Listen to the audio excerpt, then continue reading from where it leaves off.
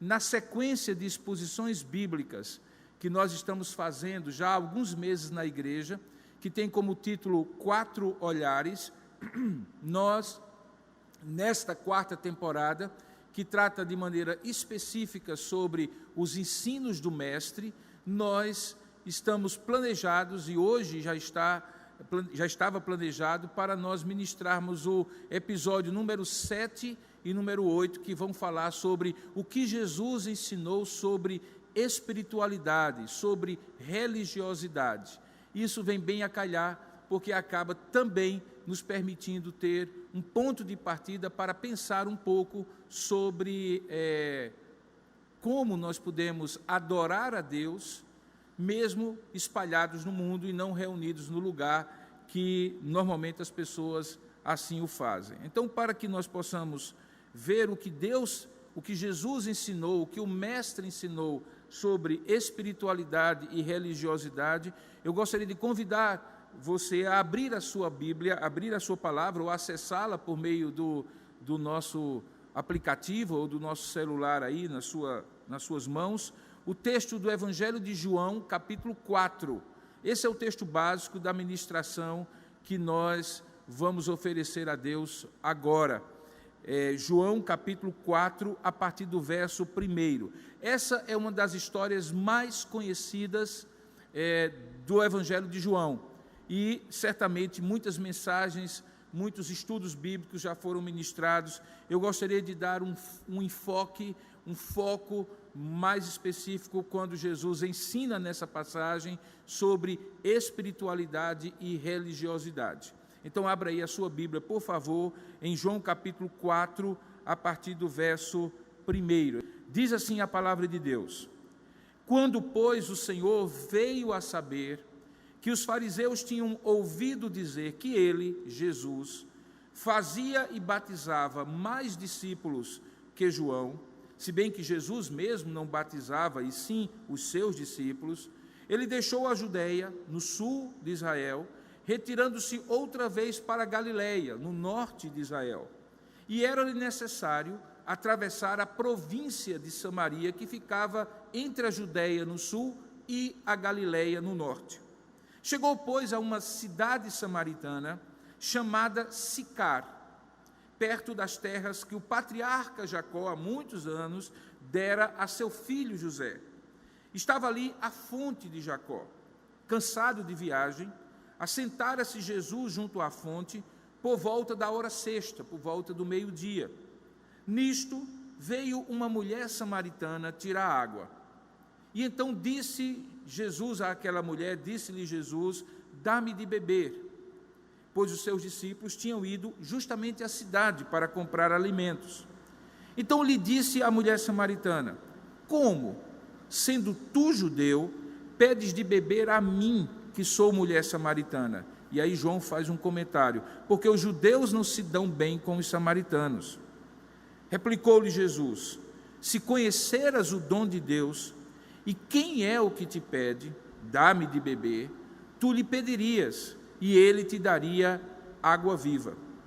Respondeu-lhe ela: Senhor, tu não tens com que atirar, e o poço é fundo.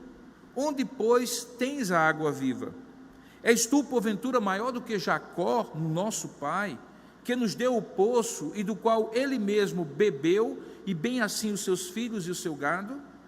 Afirmou-lhe Jesus: quem beber desta água tornará a ter sede. Aquele, porém, que beber da água que eu lhe der, nunca mais terá sede. Pelo contrário, a água que eu lhe der será nele uma fonte para jorrar, ou a jorrar para a vida eterna. Disse-lhe a mulher: Senhor, dá-me dessa água, para que eu não mais tenha sede, nem precise vir aqui buscá-la. Disse-lhe Jesus: vai, chama teu marido e vem cá. E ao que lhe respondeu a mulher, dizendo: não tenho marido. Replicou-lhe Jesus: bem disseste, não tenho marido, porque 5 maridos já tiveste, e esse que agora tens não é teu marido. Isto disseste com verdade. Senhor, disse-lhe a mulher: vejo que tu és profeta. Nossos pais adoravam neste monte, Vós, entretanto, dizeis que em Jerusalém é o lugar onde se deve adorar. Disse-lhe Jesus: mulher, podes crer-me, que a hora vem, quando nem neste monte, nem em Jerusalém adorareis o Pai. Vós adorais o que não conheceis, nós adoramos o que conhecemos, porque a salvação vem dos judeus. Mas vem a hora, e já chegou, em que os verdadeiros adoradores adorarão o Pai em espírito e em verdade, porque são estes que o Pai procura para seus adoradores. Deus é espírito, e importa que os seus adoradores o adorem em espírito e em verdade. Eu sei, respondeu a mulher, que há de vir o Messias, chamado Cristo. Quando ele vier, nos anunciará todas as coisas. Disse-lhe Jesus: eu o sou, eu que falo contigo. Que Deus abençoe a sua palavra lida. Amém. Você pode curvar a sua cabeça onde você estiver e orar comigo, pedindo que Deus abra o nosso entendimento, ilumine a nossa mente e possamos ouvir a sua voz? Vamos falar com Deus em oração? Senhor, nosso Deus e nosso Pai, nós louvamos e bendizemos o Teu nome, porque estamos aqui na Tua presença, mesmo espalhados na face da terra, impedidos de estar juntos como igreja e congregação, como ajuntamento do Teu povo, o povo da aliança. Sabemos que onde estivermos, o Senhor nos escuta, se orarmos a Ti em nome do Teu Filho Jesus. E é isso que fazemos agora. Que o Senhor abra a nossa mente, o nosso entendimento, ilumine a nossa mente para que possamos compreender a Tua palavra. E ao compreender, Senhor, termos a confiança de que ela nos ensina tudo sobre como viver contigo espiritualmente. Como o Teu Filho Jesus ensinou a esta mulher, ensina também a nós nesta manhã. Fala conosco, abre o nosso entendimento, dilata a nossa capacidade de perceber as verdades da Tua palavra, pois é assim que nós te oramos e te agradecemos, em nome e para a glória de Jesus. Amém. Irmãos, esses dias foram dias de intensos debates. As redes sociais, na medida em que os gestores começaram a tomar uma série de medidas para restringir a movimentação e a aglomeração de pessoas, ficaram repletos de comentários relacionados, particularmente, no nosso caso, ao direito que o Estado teria de impor à igreja esse isolamento e essa impossibilidade de ajuntar-se para adorar a Deus, como fazemos no domingo, no dia do Senhor. As posições foram claramente definidas. Alguns entendem que o Estado está interferindo na igreja, como esferas diferentes, inclusive na liberdade de culto, de associação e de expressão. Outros entendem que o Estado está tomando conta do bem-estar coletivo, da saúde de todos, e caberia à igreja, como instituição social, também contribuir nesse sentido. Eu entendi que, no meio desses dois pensamentos, que provavelmente têm fundamentos por si só, em si mesmos, melhor dizendo, que o grande aspecto, o grande fator de discórdia, não foi, por parte de muitos, a ideia de que nós não podemos dar a nossa colaboração por um tempo, pensando no bem maior, na saúde coletiva. Mas justamente naquele aspecto que pareceu a muitos, e particularmente a mim, em certo sentido, que a igreja acabou sendo penalizada pelo impedimento de suas atividades presenciais, quando outras instituições permaneceram ou permanecem abertas. No caso específico aqui do nosso decreto estadual, a indústria, em certos aspectos o comércio de shopping centers, os telemarketings, as atividades de restaurante e bares, o que pareceu a muitos, mesmo com essas restrições, uma discriminação contra a igreja. E o discurso de perseguição religiosa tornou-se algo muito comum nessas falas. Pastores se pronunciaram, gestores responderam, e todo um ambiente belicoso, de certa maneira, de confronto, se estabeleceu. Eu entendo particularmente, à luz desse texto da Escritura Sagrada e do tema do que Jesus ensinou sobre espiritualidade e religiosidade, que nós podemos dar uma colaboração, e ainda que a igreja não esteja impedida de estar viva e mobilizada como nós cremos que está, sem dúvida alguma a presencialidade, o ajuntamento, o chamado de Deus para adorar na sua presença, como povo de Deus, juntos no lugar, é algo precioso e inegociável. É uma situação, portanto, excepcional, e excepcional como também aconteceram em outros momentos da história. É claro que, quando nós pensamos um pouco sobre isso, nós somos imediatamente levados a refletir um pouco mais profundamente sobre como é esta vida espiritual com Deus que cada indivíduo e a igreja como corpo de Cristo precisa ter. Esse tema da espiritualidade, essa expressão genérica que tanto pode se referir à espiritualidade cristã, conduzida pelos princípios da palavra de Deus, como algo muito aberto, que expressa qualquer tipo de manifestação das emoções, da subjetividade, do espírito humano no sentido amplo. Esse tema da espiritualidade, ele está cada vez mais, apesar da época secular e materialista que nós vivemos, como um tópico e como um tema a ser discutido. Porque está muito claro, irmãos, que à medida que tecnologicamente a humanidade evolui, que os benefícios materiais que o desenvolvimento e o progresso tecnológico, econômico, social em muitos lugares do mundo, mais do que aqui no Brasil certamente, que ainda tem uma desigualdade muito severa, à medida que tudo isso se desenvolve, o que se esperava, alguns teóricos esperavam, é que essas questões do espírito, subjetivas, da religião, da relação com Deus, ficassem cada vez mais diminuídas, que a espiritualidade se tornasse simplesmente afetos, emoções entre as pessoas, sem nenhuma transcendência, sem nenhum tipo de relação com Deus. Mas o que se observa é que quanto mais materialista se torna a sociedade, por outro lado, de maneira reativa, pessoas querem e precisam e mostram o desejo, a angústia existencial de buscar algo que seja para além desta vida material. Ao longo da história, esse fenômeno teve fluxos e refluxos. Em alguns momentos é possível entender que a espiritualidade se resumiu a expressões formais de religiosidade. Há uma religiosidade que quase que imergiu a cultura, fez com que todos os aspectos da cultura tivessem uma conotação religiosa. Talvez na época do apogeu da Igreja Católica Romana na Idade Média, até reis, tratados negociais, relações interpessoais e intergrupais, a estratificação da sociedade, tudo isso era mediada por uma religiosidade que era conduzida pela Igreja Romana.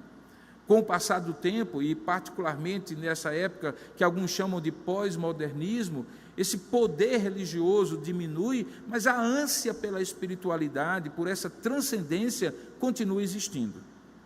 Quando nós olhamos o que Jesus ensinou sobre espiritualidade e religiosidade, nós vamos descobrir que talvez um dos embates mais frequentes que Jesus teve foi justamente o embate de questionar a religiosidade vigente na sua época. As conversas, diálogos, renhidos de Jesus com escribas, doutores da lei, fariseus e saduceus, enchem os 4 evangelhos, os 4 olhares de Mateus, Marcos, Lucas e João, quando narram os episódios da vida de Jesus.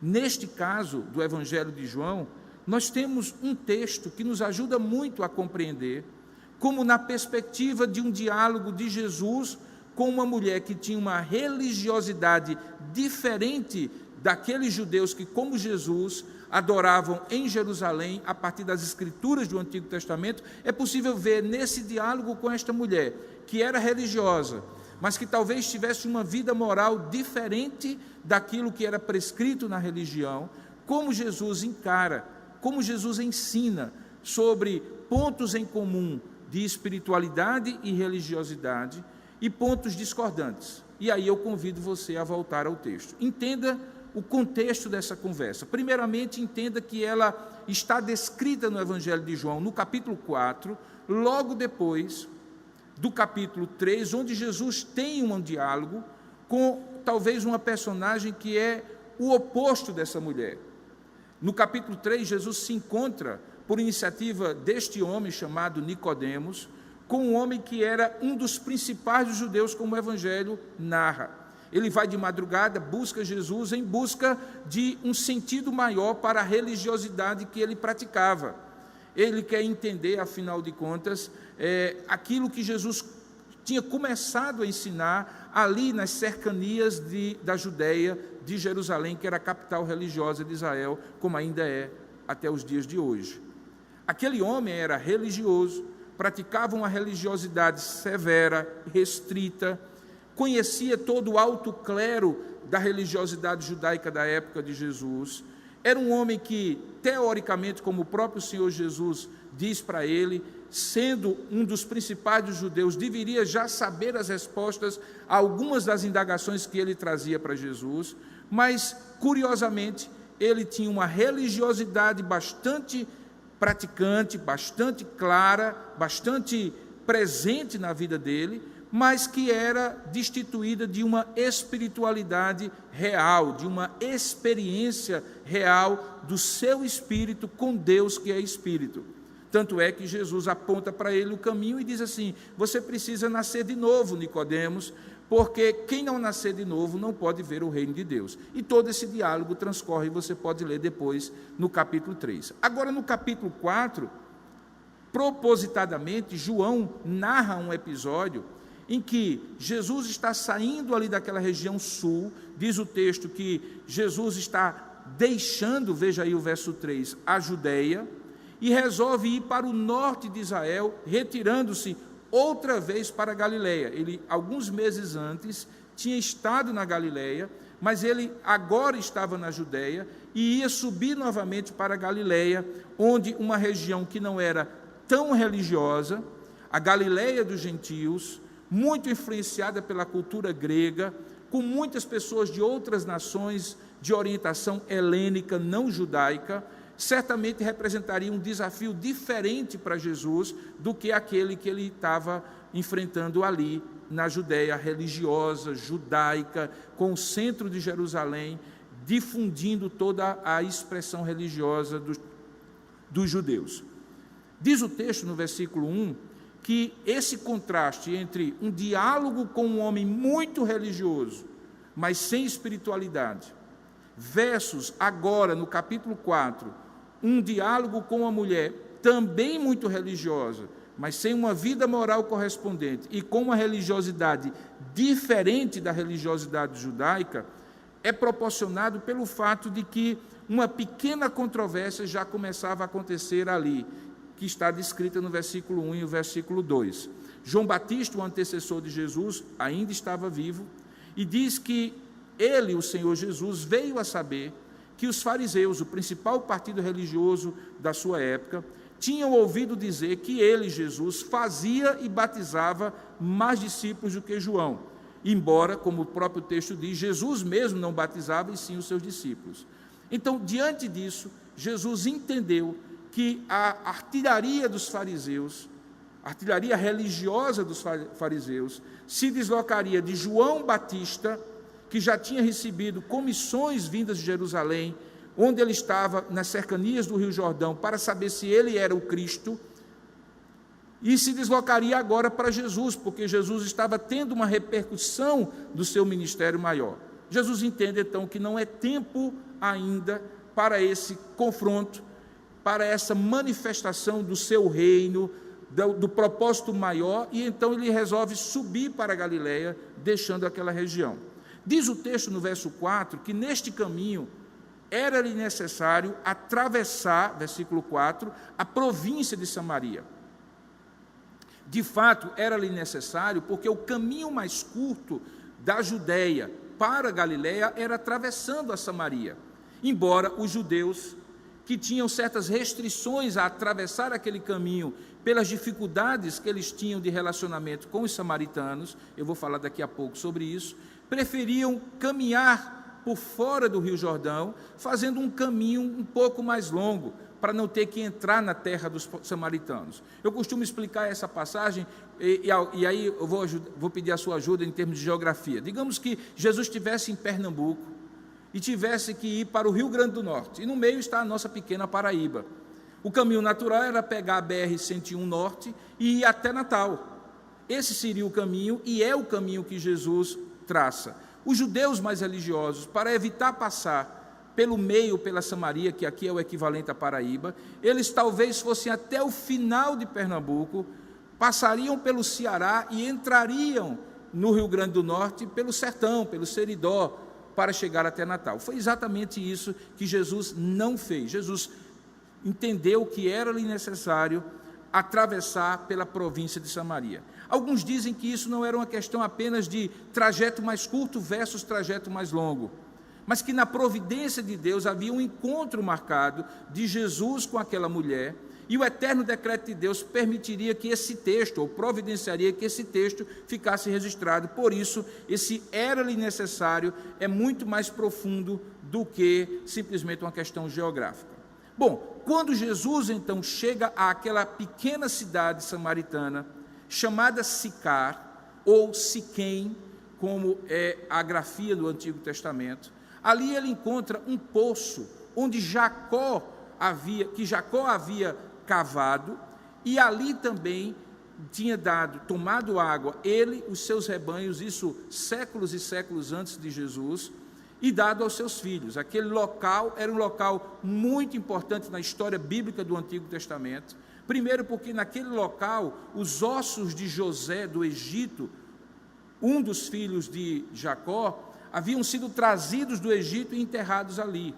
Ali também havia dois montes, o Monte Gerizim e o Monte Ebal, o Monte da Bênção e o Monte da Maldição, onde o povo, quando foi entrar na terra, naquele momento se colocou ali, e Deus, através de Moisés, fez um dos discursos sobre a obediência versus a desobediência, e a bênção versus a maldição que essas duas atitudes teriam. Aquele lugar era o lugar dos samaritanos, e um lugar onde na época de Jesus, já alguns anos antes, havia se constituído um culto a Deus, Jeová, mas um culto que era concorrente daquele culto em Jerusalém. E a razão por trás disso é uma razão histórica. Quando, no ano de 722 a.C., os assírios levaram a primeira leva de judeus para cativos, o que aconteceu basicamente é que as classes mais pobres, as pessoas mais simples, ficaram em Jerusalém ou ficaram em Israel. E ali, outros povos, porque esse era o costume do Império Assírio, foram trazidos para Israel e se misturaram com eles, se casando e se dando em casamento, gerando filhos e assim por diante. Quando Deus proporciona no tempo certo, depois dos 70 anos do cativeiro, a vinda dos judeus para reconstruir Jerusalém, eles encontram judeus mestiços que estão ali casados com mulheres pagãs, com filhos pagãos e com práticas religiosas que misturavam a Torá, que eles aceitavam, e só aceitavam a Torá, os 5 primeiros livros da Bíblia, com certos costumes pagãos. Eles não aceitavam, por exemplo, o restante da Bíblia judaica, da Bíblia hebraica do Antigo Testamento para nós. Ao chegarem ali, eles se dispuseram a ajudar os judeus que estavam vindo da Babilônia a reconstruir Jerusalém, os muros e o templo, e eles foram rejeitados. E toda essa sucessão de eventos fez com que eles se sentissem excluídos da comunidade do povo da aliança e, consequentemente, eles fizessem naquele lugar um lugar de culto. Era um culto diferente, embora, segundo eles, ao mesmo Deus que os judeus adoravam lá em Jerusalém. A discussão, portanto, não era a qual Deus eles deveriam adorar, porque eles entendiam que havia um só Deus, tanto judeus como samaritano. Porém, eles entendiam que o local onde eles deveriam adorar determinava a espiritualidade deles, ou a religiosidade deles. E esse foi o ponto onde Jesus chegou depois daquele diálogo que eu acabei de ler para você. O diálogo contextualiza a grande discussão que Jesus trouxe com aquela mulher, ou que Jesus trouxe àquela mulher. Como no caso de Jerusalém, como no caso de Nicodemos em Jerusalém, a discussão era sobre se religiosidade substitui espiritualidade. Nesse caso aqui qualquer religiosidade é espiritual e aceita por Deus.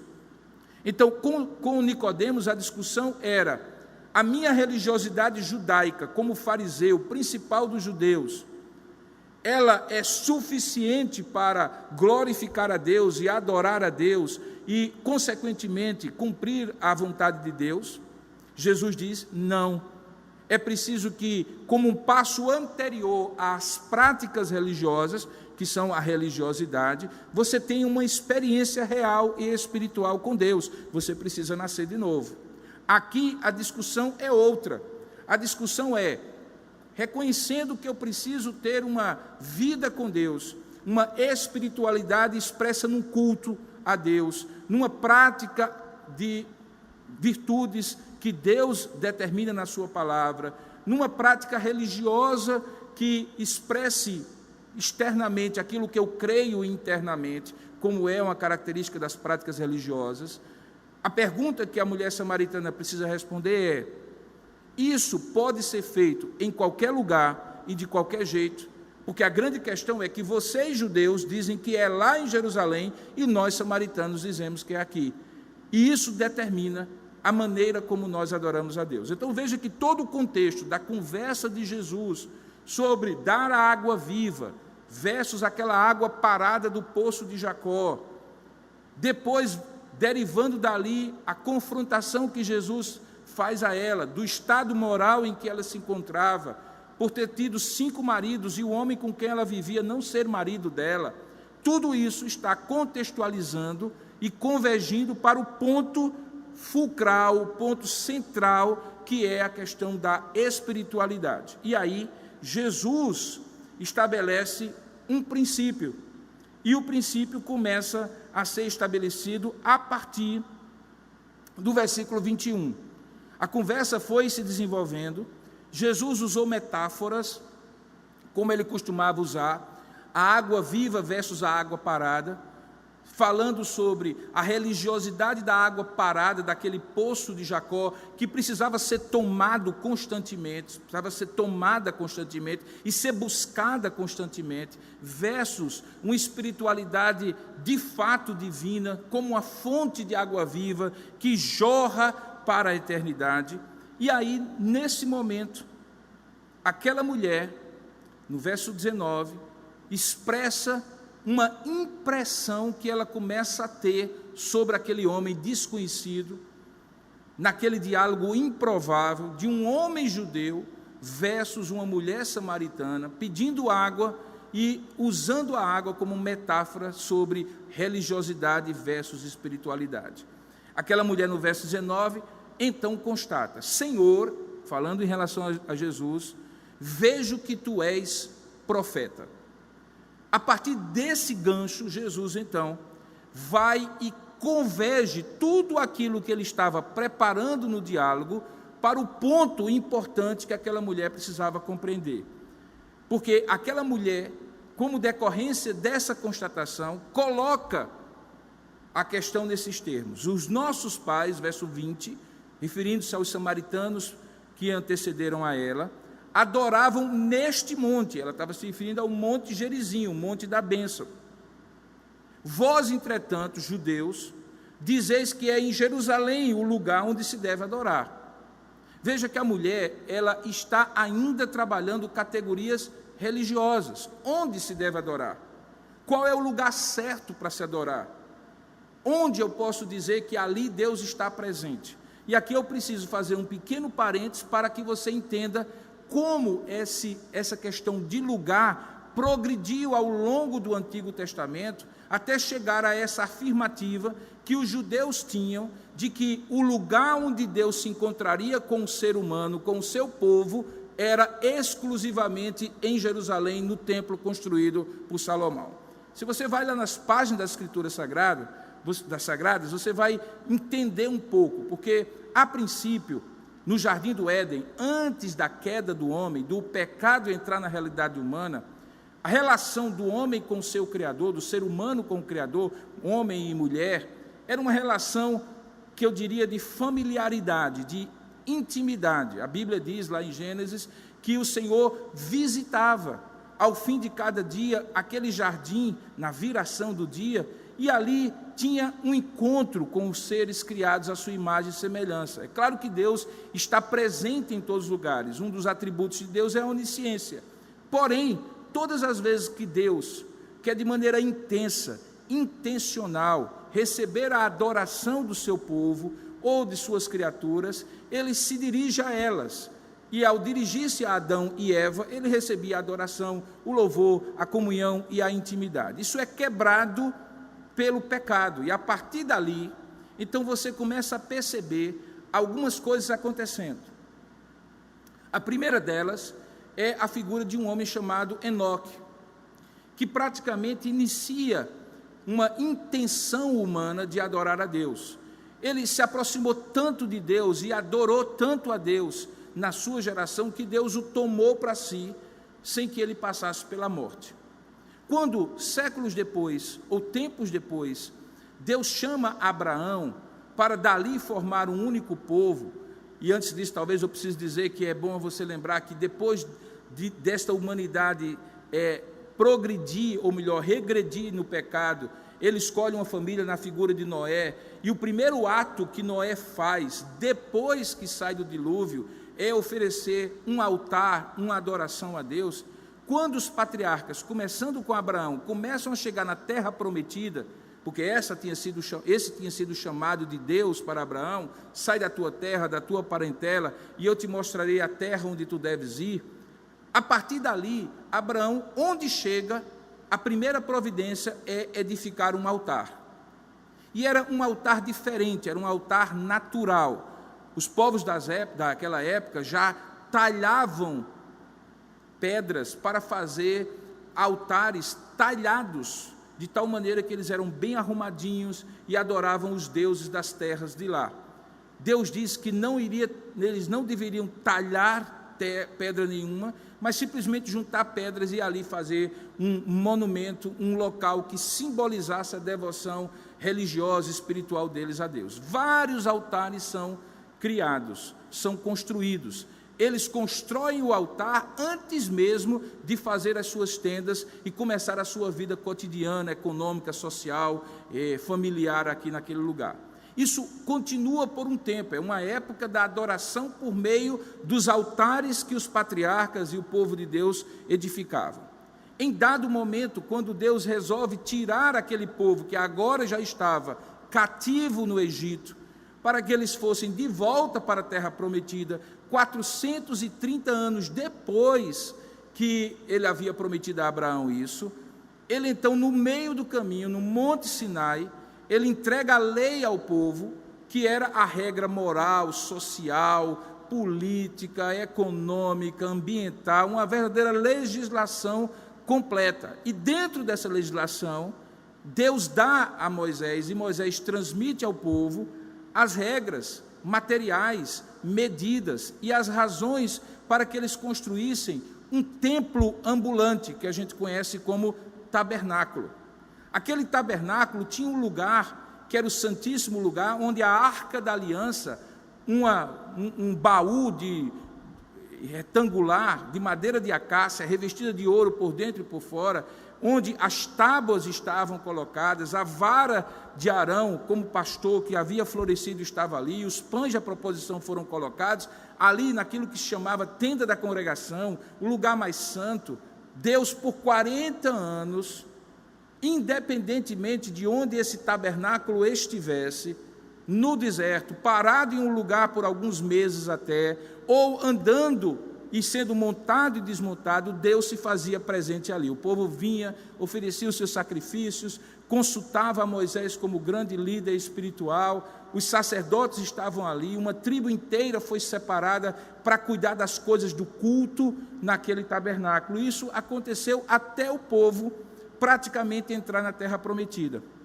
Era a época do culto móvel, não havia um lugar fixo, não havia um altar ou vários altares fixos, havia um tabernáculo, uma igreja ambulante, como se fosse uma grande tenda, montada e desmontada. E onde quer que essa tenda estivesse, pela orientação de Deus, Deus se faria presente, ali seria o culto, e o povo se encontrava com Deus. Era uma espiritualidade móvel, digamos assim, uma prática religiosa móvel. O tabernáculo era móvel, o culto era móvel, a espiritualidade era móvel, a religiosidade era móvel, não era fixa. Quando esse povo entra na terra prometida, já alguns anos depois, Deus fala ao coração de Davi, e Davi reflete isso nos textos sagrados, de que um lugar certo, naquele local alto chamado posteriormente de Monte Sinai, Monte do Senhor, onde havia uma eira, um lugar onde o trigo era batido, e depois Monte Sião era o local, ali deveria ser construído um templo. E Davi usa as medidas e as adaptações necessárias do tabernáculo para agora fixar naquele lugar e construir o que se tornou posteriormente uma das 7 maravilhas do mundo antigo, o Templo de Salomão, o verdadeiro, que estava em Jerusalém. Esse lugar se torna o lugar da espiritualidade fixa, o lugar da religiosidade fixa. Pelo menos por 3 ocasiões no ano, os judeus saíam de onde quer que estivessem para oferecer sacrifícios e culto a Deus em Jerusalém. Eram as 3 grandes festas, das quais a mais conhecida nossa é a festa da Páscoa. Eles tinham uma espiritualidade lá no lugar onde eles estavam? Provavelmente sim. Faziam suas orações lá? Provavelmente sim. Viviam uma ética religiosa, moral, baseada na lei do Senhor, onde eles estavam, nas suas pequenas cidades, vilas e lugarejos? Sim. Mas quando eles pensavam em se reunir como povo de Deus, para oferecer os sacrifícios de Deus, os louvores a Deus, eles imaginavam um templo, um lugar fixo de espiritualidade, um lugar fixo de religiosidade. Esse templo é destruído pelas invasões dos povos que levaram os cativos para a Babilônia, a Síria e os povos outros. E quando então, naquela altura dos acontecimentos, quando Jesus nasce sob o domínio de Roma, aquele que governava a província onde Israel antigamente estava, e que é essa terra, chamada Herodes o Grande, resolve reconstruir a glória, obviamente pela pressão dos religiosos judeus daquela época, ele constrói o chamado Segundo Templo, ou Templo de Herodes, ou Herodes o Grande. É esse templo, do tempo de Jesus, que traz de volta uma espiritualidade fixa, uma religiosidade fixa, com práticas religiosas concentradas e exclusivamente praticadas naquele lugar. Tanto é que a essa altura você já tem sinagogas em todos os lugares de Jerusalém. Sinagoga foi uma criação dos judeus quando estavam no cativeiro, para adaptar um pouco das suas práticas religiosas e não perder a conexão religiosa com a sua origem. Nas sinagogas não se fazia sacrifício. Era quase como um centro comunitário, parecido com as igrejas modernas que usam galpões, onde práticas comunitárias, assuntos da comunidade e também no sábado, a leitura da lei do Senhor, os cânticos do Senhor e a congregação do povo de Deus se reunia, mas não tinha sacrifício. Não se tinha o culto solene a Deus na sinagoga. A sinagoga era um lugar de instrução, de integração, de comunidade, mas não de culto. O culto era em Jerusalém para os judeus. Então, fechando esse longo parênteses que eu lhe faço, para você entender a progressão de como isso está nas Escrituras Sagradas, nós chegamos aqui com essa indagação da mulher. Nossos pais, verso 20, adoravam neste monte, porque os samaritanos, como eu falei, tinham um culto concorrente e que era, obviamente, algo inaceitável para os judeus, que entendiam que somente lá em Jerusalém era o lugar para adorar. E aí ela diz: vós, por isso, entretanto, dizeis que em Jerusalém é o lugar onde se deve adorar. Veja qual é a questão, então, posta para Jesus, do ponto de vista desse diálogo que trata de espiritualidade versus religiosidade. Onde é o lugar em que se deve adorar? Onde? Era a pergunta. Aqui, ao lado do Monte Gerizim, como nossos pais ensinaram, ou lá em Jerusalém, como vocês, judeus, ensinaram? Todo o diálogo, toda a conversa até agora tida, era para convergir a esse ponto. A resposta de Jesus é magistral. Magistral no sentido de ser do magistério, do ensino. Ele é o mestre que ensina de maneira perfeita. Porque ele responde sem ficar limitado à categoria, ao pressuposto, à premissa daquela mulher. A premissa daquela mulher era onde. Jesus responde não onde, mas Jesus responde o que, como e por quem. Porque para Jesus, espiritualidade sadia não depende do onde, depende do porquê, a motivação, o que e o como se adora. E isso é muito relevante para os dias de hoje. Veja como é que ele responde. Verso 21.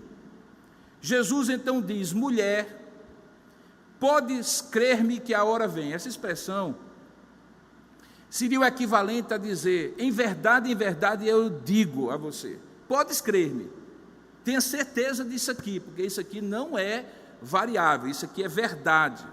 Quando ele usa a hora vem, ele usa essa expressão somente mais 3 vezes nos evangelhos, e todas elas para enfatizar que chegou a hora, que aquilo que era previsto, aquilo que era a evolução da espiritualidade que chegaria nesse ponto, chegou a hora, presentificou-se aquilo que no passado era previsto de maneira figurada nos altares, no tabernáculo, no templo e em toda a evolução do culto.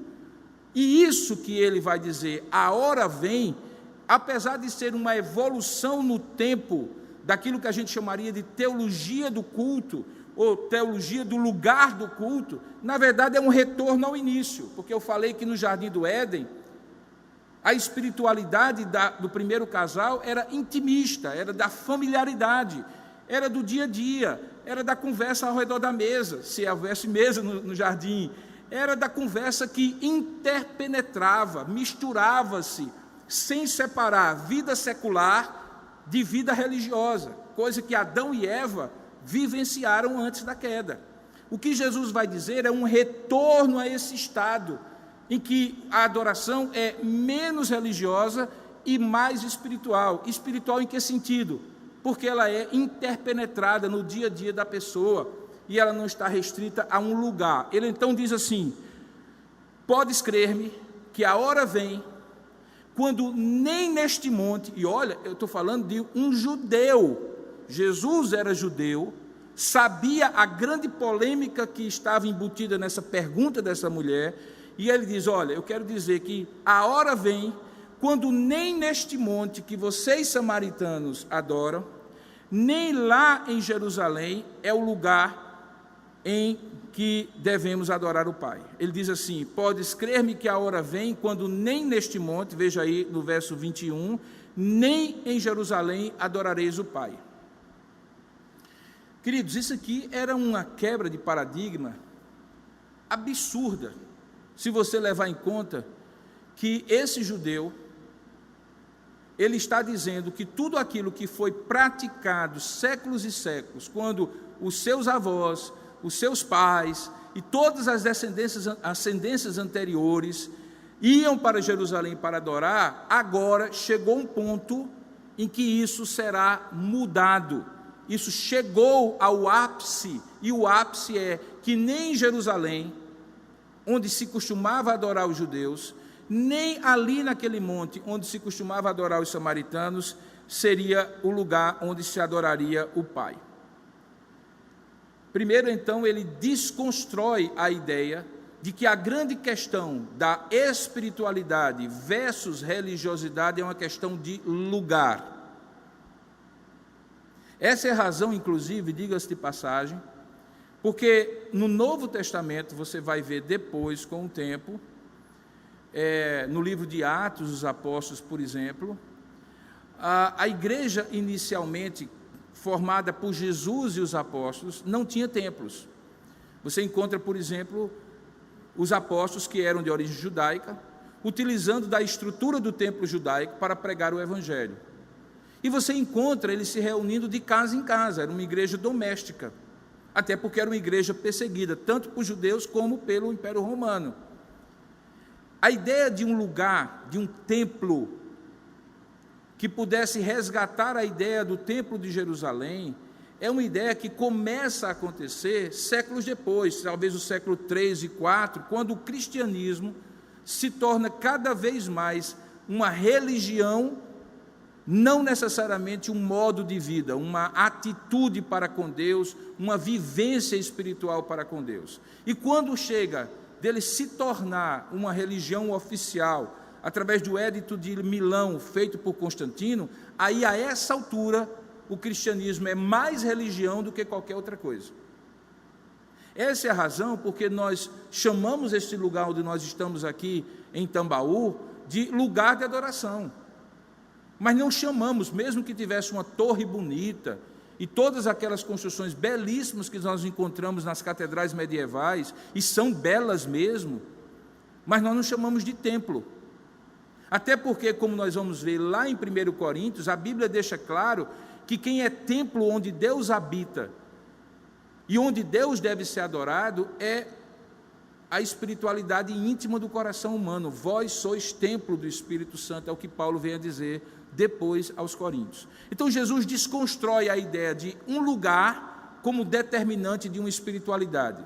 Isso é fato. Por quê? Porque o meu culto e o seu culto não podem ficar restritos a um lugar. Ele é um culto contínuo, diário, quer comais, quer bebais, ou façais qualquer outra coisa, fazei tudo para a glória de Deus. Ele é um culto da maneira como eu negocio, como eu me relaciono em casa, como eu relaciono com o cônjuge, com os filhos, a maneira como eu me relaciono na sociedade, a maneira como eu ajo como profissional. A Bíblia diz que tudo isso é culto a Deus.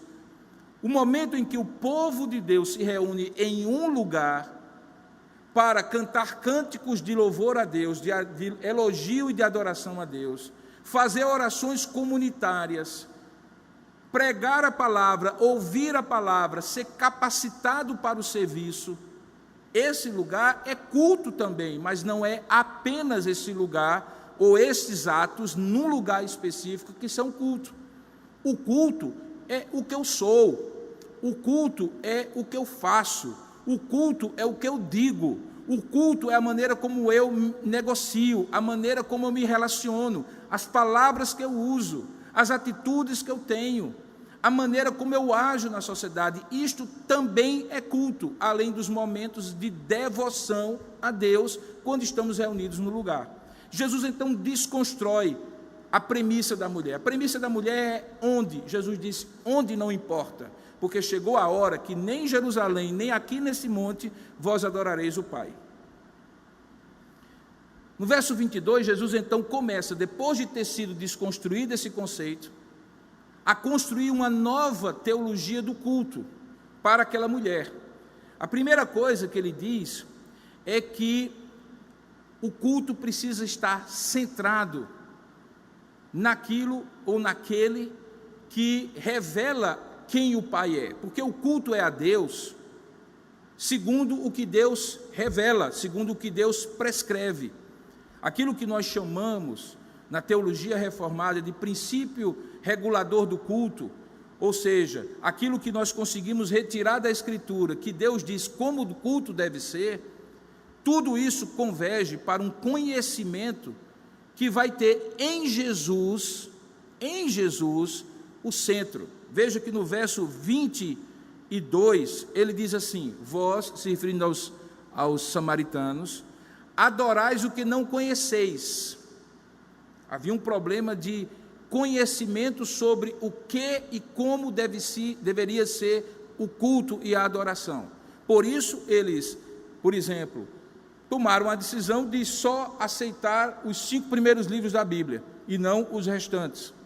Por isso, eles tomaram algumas decisões de fazer o culto da maneira como eles achavam, culturalmente determinado, pelas interações e pela evolução histórica que eles tiveram como povo. Eles, por não conhecerem, criaram. Isso, inclusive, é um princípio ainda hoje. A gente precisa conhecer o que Deus determinou para o culto, para que a nossa criatividade sobre o culto não vá além daquilo que Deus prescreve e acabe fazendo um culto estranho ao que Deus prescreve, àquilo que Deus direciona. E o que é que Deus direciona? Deus direciona para uma pessoa. Todo culto é cristocêntrico, é Cristo que é adorado no culto. E aí é isso que ele estabelece, ele faz assim: vós adorais o que não conheceis. Nós, referindo-nos aos judeus, adoramos o que conhecemos. Por quê? Segundo ele, porque a salvação vem dos judeus. Veja, não entenda errado, ele não está dizendo a salvação vem dos judeus, é exclusiva dos judeus e exclusivamente para os judeus. O que ele está dizendo é que toda a revelação de Deus sobre quem ele é, sobre como ele deve ser adorado, foi progressivamente revelada ao povo da aliança. Toda a história do Antigo Testamento formou toda uma forma pela qual Deus quer ser adorado e converge para aquele que era a grande esperança dos judeus, que é o próprio Jesus. Ele mesmo é judeu. José, o marido de sua mãe Maria, era judeu. Maria era judia. Eles são ambos da tribo de Judá, de onde viria o Messias. Toda a sua ascendência é judaica. Você vê isso na tábua de antepassados, na genealogia, melhor dizendo, que está lá em Mateus capítulo 1 e em Lucas capítulo 1. Outros 2 olhares mostrando que ele era judeu, veio dos judeus. E a revelação de Deus veio dos judeus. E os judeus conseguiram receber de Deus tudo isso, e isto era aquilo que Jesus estava dizendo por quando disse que a salvação vem dos judeus. Mas aí ele diz assim: você precisa, primeiro, conhecer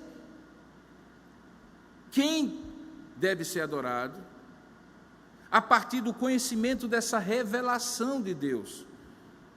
Algumas pessoas, dentro dessa temática mais abrangente de espiritualidade, dizem assim: não, olha, Deus é um só, e elas estão certas quando dizem que Deus é um só. O problema é que as culturas deram nomes diferentes. Então, os nomes que foram dados, pouco importa, Deus é um só. Mas quando você vai fazer um estudo de religiões comparadas, você vai perceber que é a revelação que essas culturas tiveram e que formaram essa ideia de Deus a partir do que receberam dessa revelação ao longo da história de formação dessas culturas, acabou formando um Deus que é muito diferente do Deus da Escritura Sagrada. Quando a gente pensa, por exemplo, no panteão grego, no panteão romano, no politeísmo das religiões afro-brasileiras, no politeísmo das religiões nórdicas, todas essas religiões falam de vários deuses e não de um Deus único. Mesmo quando há um Deus que se destaca mais, como os Zeus lá das religiões nórdicas, mesmo assim, os Zeus da religião romana, grega, o Odin da religião nórdica, esses não são o único Deus, mas são o Deus supremo de outros deuses. E isso é alguma coisa que vai contra o conceito que foi revelado na Escritura Sagrada de que existe um único Deus e não vários deuses. Até mesmo a doutrina da triunidade de Deus não é a mesma coisa que politeísmo. É que existe um único Deus que subsiste em 3 pessoas, o Pai, o Filho e o Espírito Santo. São 3 pessoas, não são 3 deuses. Um conceito que nós não conseguimos alcançar racionalmente, mas que é diferente do conceito politeísta. Então ele desconstrói essa ideia de que pouco importa o nome que a gente der, O que vale é a gente adorar a Deus. Não. A gente deve adorar a Deus a partir do conhecimento da própria revelação dEle, que diz quem Ele é, quais são as virtudes dEle, qual é a vontade dEle, qual é o propósito dEle para mim e para você, e como Ele deve ser adorado. Perceba que depois de dizer isso, ele então volta àquela frase, mas vem a hora e já chegou, veja que é a mesma expressão praticamente do versículo 21, em que os verdadeiros adoradores adorarão ao Pai, e aí ele usa a expressão em espírito e em verdade. Muitos comentaristas discutem o que significa em espírito e em verdade. Eu particularmente entendo que o em verdade significa de acordo com aquele conhecimento revelado. A verdade de Deus determina o culto a Deus. Adorar a Deus em verdade é adorar a Deus em conformidade com o que Ele revelou sobre si e sobre como Ele deve ser adorado. Essa adoração é restrita. Deus diz como eu devo ser adorado. Por exemplo, muitos povos ainda hoje, e na antiguidade principalmente, entendiam que a maneira de adorar a Deus era ter muitas relações sexuais, coletivas. Eram os cultos da fertilidade, que havia muitos na antiguidade. Eles entendiam que a maneira de adorar a Deus era ter relações sexuais as mais diversas com maior quantidade de pessoas, porque a vida estaria na fertilidade. E quanto mais fértil fosse aquele povo, aquela cultura, aquelas relações, mais Deus seria adorado. Certamente Deus é adorado quando nós crescemos e nos multiplicamos, porque é a ordem da criação. Mas não existe nenhuma prescrição na Escritura de que você fazer cultos de fertilidade seja uma expressão do culto a Deus. Então esse culto não é um culto em verdade, não é um culto em verdade, não é um culto verdadeiro. Por outro lado, se ele for um culto dentro da regrazinha do que Deus revelou, dos princípios de Deus, mas não for sincero, ele não é um culto em espírito. Porque o em espírito tem a ver com o fato de que nós somos seres espirituais e Deus é espírito, e essa conexão entre seres espirituais e o Criador, que é espírito, se dá através da motivação, da emoção, da razão, do espírito humano. Uma área da vida, uma instância da existência que Deus certamente conhece, e conhece de maneira profunda. E por isso são vários os exemplos na Escritura em que Deus condena tanto o culto que não é em verdade, porque é cheio de invencionices e criatividades que não foram reveladas nem foram prescritas, como também o culto que não é sincero, embora seja formalmente bem direitinho, do jeito que Deus prescreveu. Porque não adianta a formalidade sem a motivação correta, mas também não adianta a sinceridade, a motivação e a boa vontade correta sem ater-se ao que Deus prescreveu como seu culto. Então essa expressão em espírito e em verdade, ela nos responde sobre como devemos adorar a Deus. Devemos adorar com a motivação certa, com a sinceridade certa, com a disposição de alma certa. Existe um componente no culto de espanto, de você maravilhar-se diante de Deus, e isso o leva a adorar a Deus, a oferecer a Deus a glória, a honra, o louvor. O louvor é o elogio a Deus, é dizer quem Deus é, o que Ele tem feito, como Ele é maravilhoso. O culto se volta para Deus. Porque eu faço isso como adorador, o meu espírito se alegra com Deus, e Deus se alegra comigo, e eu então sou abençoado. Não é o inverso. Eu vou em busca da bênção, eu tenho os meus interesses, a minha barganha que eu quero oferecer a Deus, e aí, por conta disso, o culto é certo. Não. O culto é a Deus. O culto é para Deus. O culto deve ser do jeito de Deus, como Deus prescreve e com a motivação certa. Se houver hipocrisia de você estar aqui presencialmente, com a mente sabe-se lá onde, reparando na roupa que a pessoa veste, em quem está sentado ao lado de quem, Se você está mais preocupado com a minha camisa rosa que eu estou pregando e pensando assim, puxa vida, como é que um pastor não está de terno e gravata, ele poderia estar, afinal de contas ele está no culto, ao invés de prestar atenção no que eu estou falando, que é muito mais importante. E outros detalhes mais, você vai então se perder num culto que pode ter todas as regrinhas, a liturgia perfeita, mas não ser de coração motivado a adorar a Deus. E isso é o que significa em espírito e em verdade. E por que é assim? Porque olha a frase de Jesus no final do verso 23. Porque são estes quem? Os verdadeiros adoradores que adoram o Pai em espírito e em verdade, que o Pai procura para seus adoradores. E aqui há uma coisa maravilhosa, Deus procurando adoradores.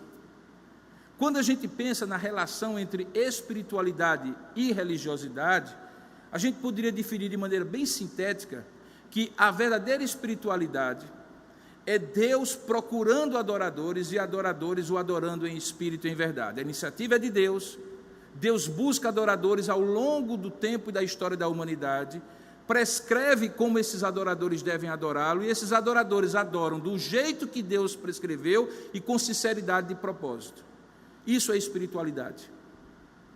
Mas o que acontece é que em alguns momentos não é Deus que procura os adoradores, é os adoradores que procuram pelas suas elucubrações, pelos seus pensamentos, hipóteses, pelas suas práticas religiosas, pelos seus sacrifícios, pelas suas intenções, pelas suas maneiras de pensar a Deus para adorá-lo. Isso aí é religiosidade.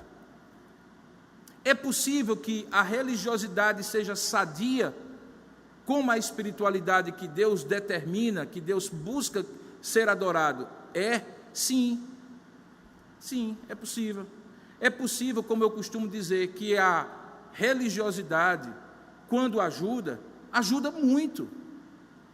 Por isso há um lugar para uma vida religiosa. Essa vida religiosa não é apenas na hora do culto. Tiago define essa religiosidade com atos concretos de expressão de Deus. Ele diz que a verdadeira religião pura e sem mácula é, por exemplo, olhar para os mais desfavorecidos, os órfãos e as viúvas. Ele dá um dos exemplos, não é uma lista exaustiva, não é só isso que é religiosidade, mas é também isso. Então, quando a religiosidade ajuda muito. O problema é que quando a religiosidade atrapalha mais ainda. Por quê? Porque tira o caráter da busca de Deus, de verdadeiros adoradores, e coloca o foco nos adoradores buscarem do seu jeito, que der na telha, na sua cabeça, adorar a esse Deus.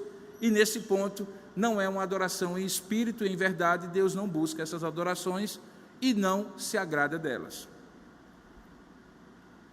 A razão disso está no próprio ser de Deus, como eu falei. Veja o que é que diz o verso 24. Ele diz: Deus é espírito, portanto, a adoração a Ele, embora seja feita por meios materiais, não é e não pode ser restrita a meios materiais, e importa que os seus adoradores, é dever, é obrigação, é condição sine qua non que seus adoradores o adorem em espírito e em verdade.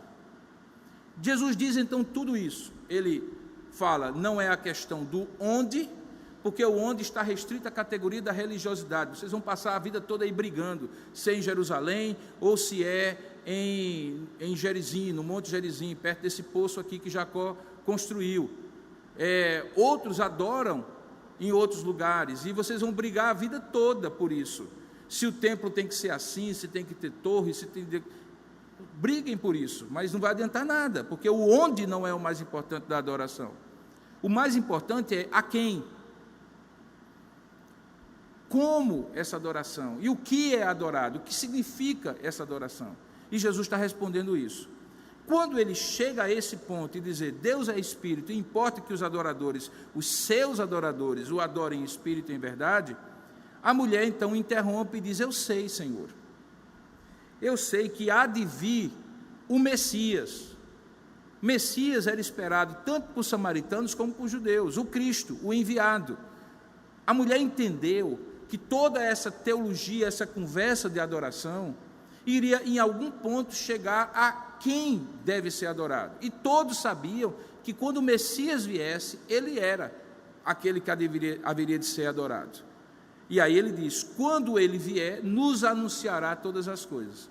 E aqui nós temos, encerrando no verso 26, a nossa parte lida e exposta, a maior afirmativa explícita que Jesus faz de que ele é o Messias. Ele diz assim: disse-lhe Jesus, disse à mulher Jesus.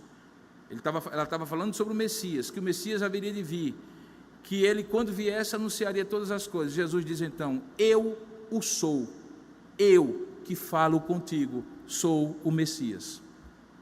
A partir dali acontece uma coisa tremenda. Aquela mulher deixa o cântaro, deixa Jesus, corre para a sua cidade e vai anunciar a todos aqueles que a conheciam que tinha encontrado um homem, que tinha dito toda a sua vida.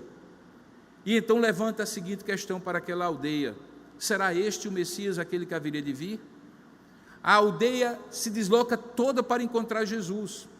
A essa altura os discípulos já tinham comprado a comida, também estavam ali, e naquela multidão, eles permanecem algum tempo naquela cidade, e aí muitos vieram a crer em Jesus, e diz o texto, não mais porque aquela mulher havia dito o que tinha dito, mas eles mesmos tinham tido a experiência de encontro com Deus, de uma verdadeira espiritualidade com o Senhor. Bom, irmãos, o que tudo isso pode significar para os nossos dias hoje?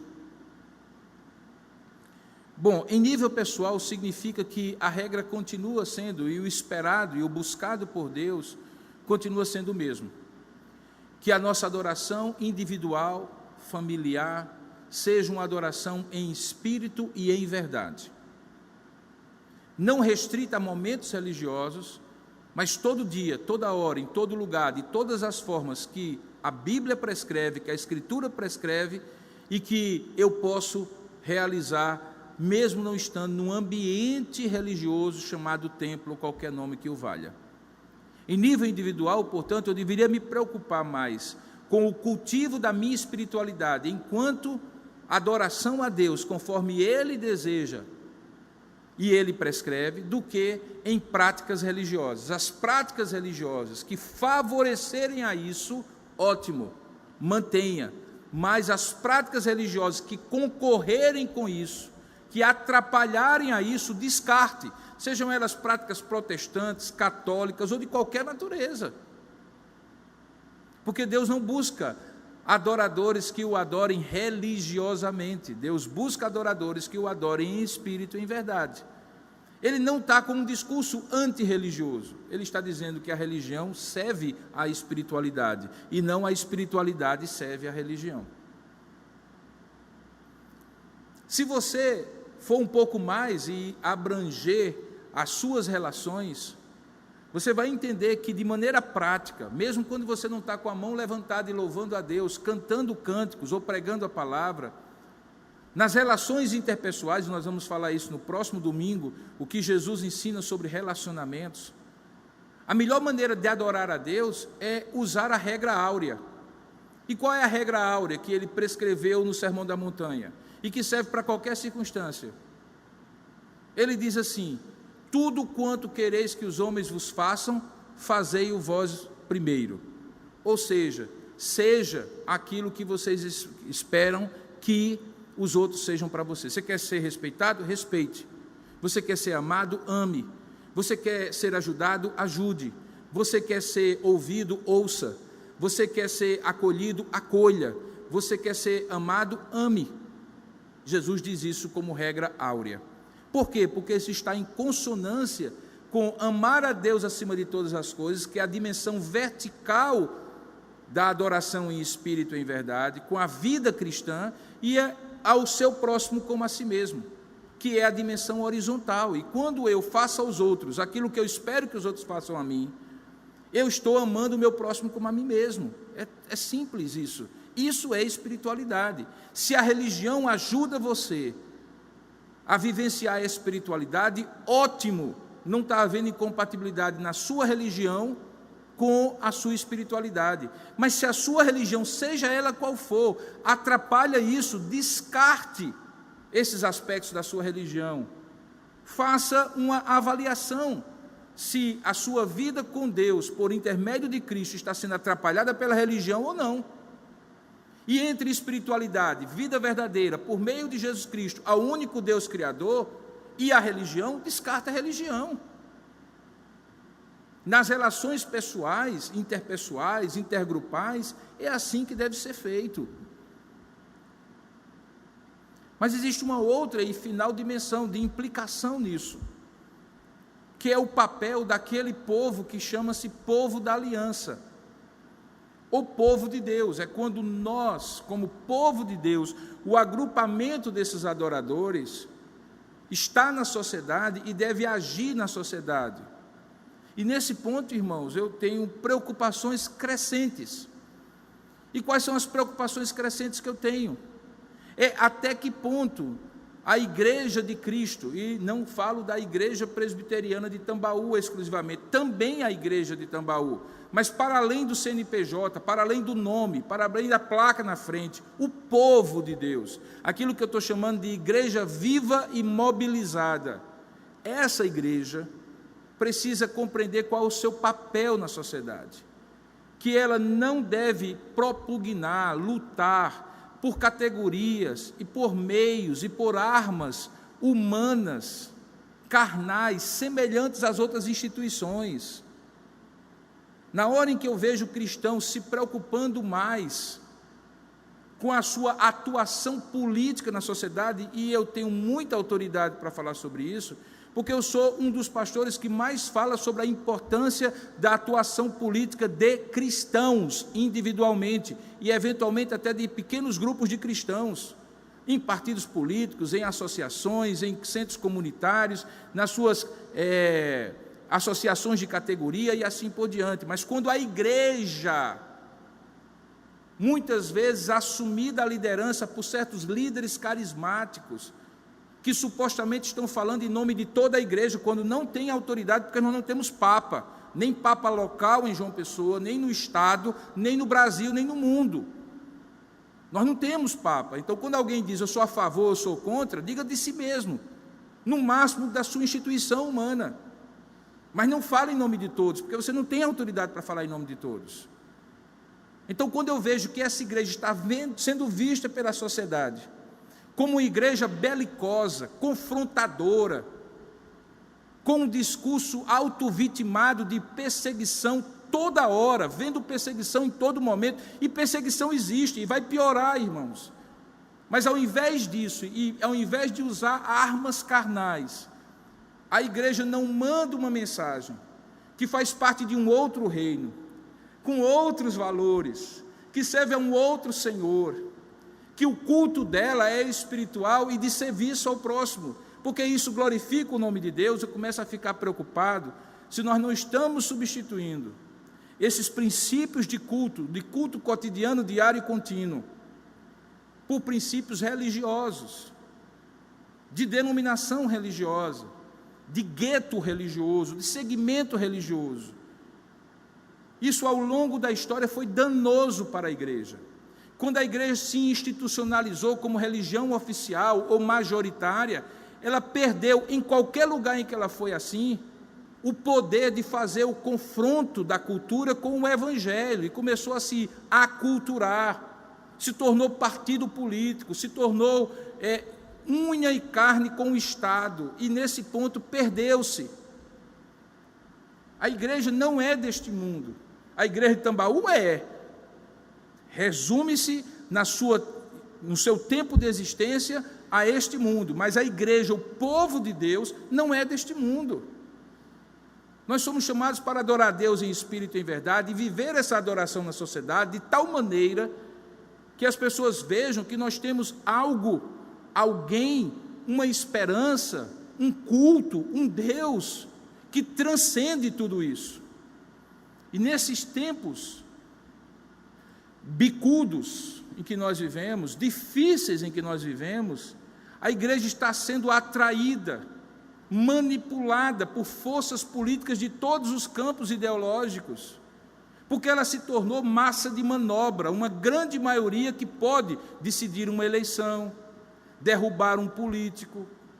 E aí as pessoas não estão percebendo que até mesmo líderes religiosos estão utilizando as suas funções para discursos políticos, ideológicos, religiosos, mas pouco espirituais. E isso precisa ser discernido por você, e discernido por você de tal maneira que você preste o seu culto em espírito e em verdade, viva com a sua família de maneira digna do nome de Jesus Cristo, e nas suas relações, revelando quem Deus é na sua vida, e agindo na sua vida profissional, acadêmica, social, como indivíduos e eventualmente como agrupamentos de indivíduos para a glória de Deus. E qual é o resultado disso? Jesus diz que nós devemos viver dessa maneira porque muitos verão as boas obras, as ações, as atitudes espirituais do culto, que é em todo tempo, em todo lugar, sempre a Cristo e da maneira como Ele ensinou, de tal maneira que ao olhar para nós, os homens glorificarão a nosso Pai que está nos céus. A mensagem da igreja primitiva era uma mensagem contundente, muito contundente. Você encontra os apóstolos confrontando autoridades políticas e religiosas. Mas há uma coisa muito interessante: eles eram inclusive politicamente incorretos para os parâmetros de hoje. Eles diziam, por exemplo, que só Jesus Cristo salva, coisa que hoje, nesse mundo secularizado e pluralista, parece uma blasfêmia se eu disser isso em qualquer lugar público. Mas há uma coisa lá na Bíblia, no livro de Atos, que diz assim, que a igreja contava com a simpatia de todo o povo. Essa simpatia não era que todo o povo concordava, mas eles olhavam e as emoções e os afetos deles eram atraídos, essa é a ideia de simpatia, pelas atitudes da igreja primitiva. E, consequentemente, eles, aderindo ou não completamente ao que a igreja ensinava, eles olhavam e diziam: esse povo é diferente, esse povo é do reino de Deus, esse povo é do Espírito de Deus, esse povo é espiritual, esse povo é transformado pela presença do Rei que vive entre eles. Hoje,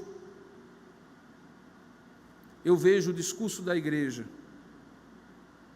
espiritualmente menos contundente, em alguns momentos é até bastante relaxado.